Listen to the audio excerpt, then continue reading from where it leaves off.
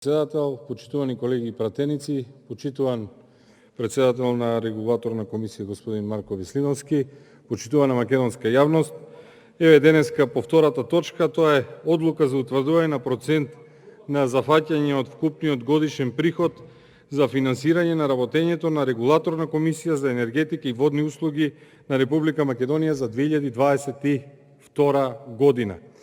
Практично со оваа втора точка регулаторната комисија предлага да има поголемо зафаќање во начинот на своето финансирање, односно е утврдено дека процентот на зафаќање од годишниот приход за финансирање на регулаторната комисија ќе изнесува 0,0522% од вкупниот годишен приход на носители на лиценци за вршење на енергетска дејност и на странски друштва кои вршат енергетска дејност во Република Македонија и 0,0522% од годишниот приход на давателите на водни услуги остварен од давањето на водни услуги.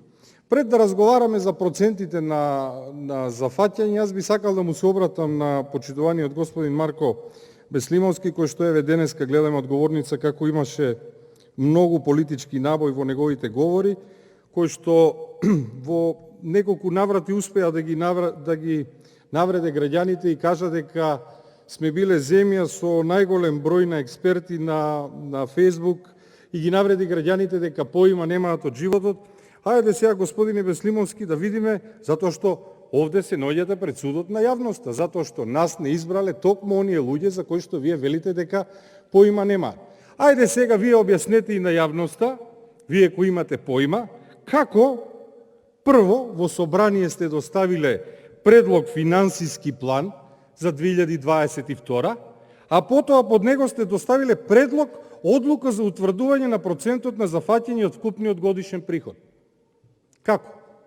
Затоа што ако не се смени одлуката за процентот на зафаќање, вие ќе ги немате планираните рекордни 91 милион денари кои што овде ги доставивте во финансискиот план за 22. Ова барање до собрание е доставено од вас, да не ви го читам деловодниот број.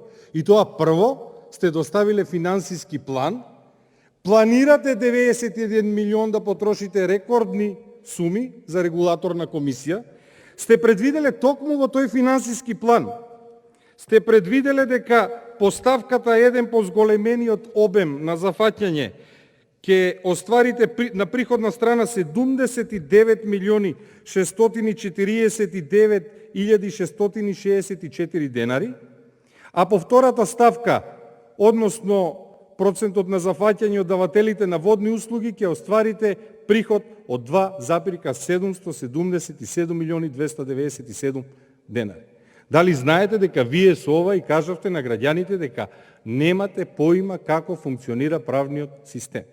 Најпрвин финансиски план, а потоа ја менуваме одлуката за зафаќање. Нема никаква логика. Токму онака како што се води енергетскиот сектор, верувајте ми. И немојте ова да го сватите злонамерно.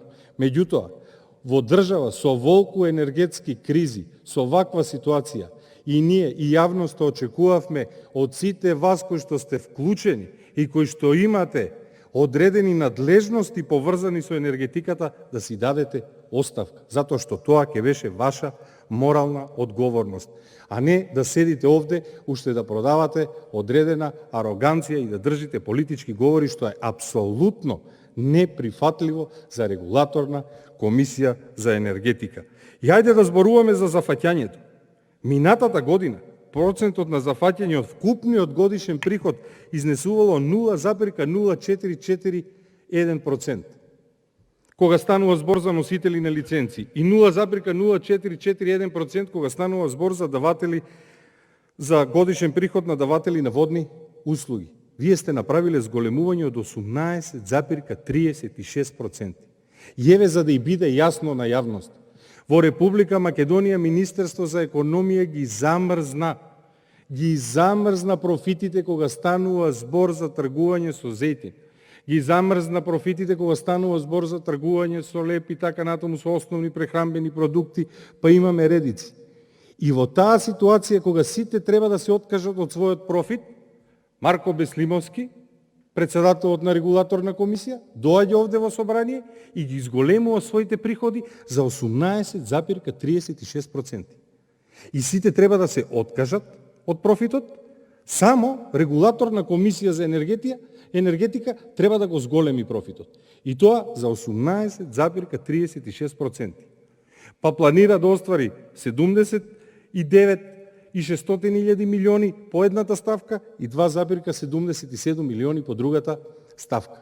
Токму кога во државата зборуваме дека треба да се сопре инфлацијата и инфлаторните шокови, вие доставувате овде до собрание без никаков срам една одлука да ги зголемите приходната страна за 18,36%. И ако имаме барем малку одговорност кон стопанството, кон економијата, правилата кои што важат за учесниците, за малите трговци, треба да важат и за регулаторот и за господинот Марко Беслимовски. И ова собрание не смее да дозволи да помине одлука во кој што во години на криза ќе имаме зголемување на процентот на опфат за регулаторната комисија. Тие 18,36% кои што вие планирате да се зголеми опфатот, од нив треба да се откажете веднаш, затоа што не станува збор како, каде ќе ги трошите парите. Станува збор за принципи и начала. Затоа што во државата поради вашата неодговорност се создаваат редици и редици за масло, редици, кога велам вашата, мислам на вашата влада, редици за зејтин, па нема да ги најдеме основните продукти во продавници, имаше редици, гледавме и на бензинските пумпи, и вие успеавте да ги обвините за тоа граѓаните, меѓутоа не смогнавте сили да и кажете, да и признаете на јавноста дека тие луѓе немаат доверба во вас и затоа се однесуваат на тој начин. И тоа си даде своја последица, затоа што ја подгреа инфлацијата. Цените кога ќе тргнат нагоре, не е така едноставно да се враќаат назад. А вие на целиот тој процес допринесувате со тоа што дополнително го зголемувате зафатот за 18,36%. И кога ве видов дека споменавте на телевизија, кога рековте дека сме имале најголем број експерти на Facebook, прво да знаете дека граѓаните кога чекаат трети за леп и за зејтин, тие се крајно понижени. И за бензин. Понижени. Понижувањето доаѓа како резултат на сиромаштијата и понижувањето доаѓа како резултат на корупцијата и на криминалот во Македонија. Ама вие кога зборувате за експерти на Facebook, па кажете и како вие како председател на регулаторна комисија за енергетика дозволивте Македонија да се труе со мазут, со лажни тарифни броеви, да се труе со неквалитетен мазут, истиот таков да се увезува. И од каде дозна владата за тоа? Еве долу беше предлог на закон за инспекцијски надзор во животната средина. Па вие како влада, вие дознавте од новинарите благодарејќи на една документарна емисија која што беше снимана со ИРЛ, ОЦЦРП и со МТВ1. Вие како регулатор дознавте за тие неправилности од нив. Вие кои што треба да ги следите околностите и случувањата. Вие кога алармот за енергетската криза беше притиснат уште во април кажа и побара одредени мерки. Вие пропуштивте да делувате и оставивте ситуацијата со енергетската криза да се политизира. Па Крешник излегуваше и кажуваше дека енергетската криза била резултат на новинари и на опозицијата. Зошто тогаш не се сетивте за вашите надлежности? Еве ви ги надлежностите. Еве ги. Доколку при следењето на состојбите и функционирањето на пазарите на енергија, регулаторната комисија за енергија утврди неправилност, донесува одлука со која се наложува преземање на соодветни задолжителни мерки, вклучително и забрана за конкретно однесување.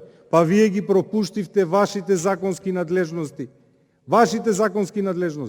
Вие со ова пропуштање имате остварено кривично дело кое што се вика несовесно, во најмала рака, несовесно работење во служба, несовесно работење и извршување на службена должност, затоа што со вашето пропуштање вие допринесовте Македонија да се најде дополнително во уште полоша ситуација. А факт е дека енергетската криза е глобална и тој факт не го оспорува никој. Меѓутоа овде зборуваме за вашите надлежности и подитно треба да се откажете од планот да зафаќате за 18,36% и повеќе, не само заради вас, туку заради тоа што со тоа ќе се допринесе уште толку да се зголеми инфлацијата во Македонија. Ви благодарам.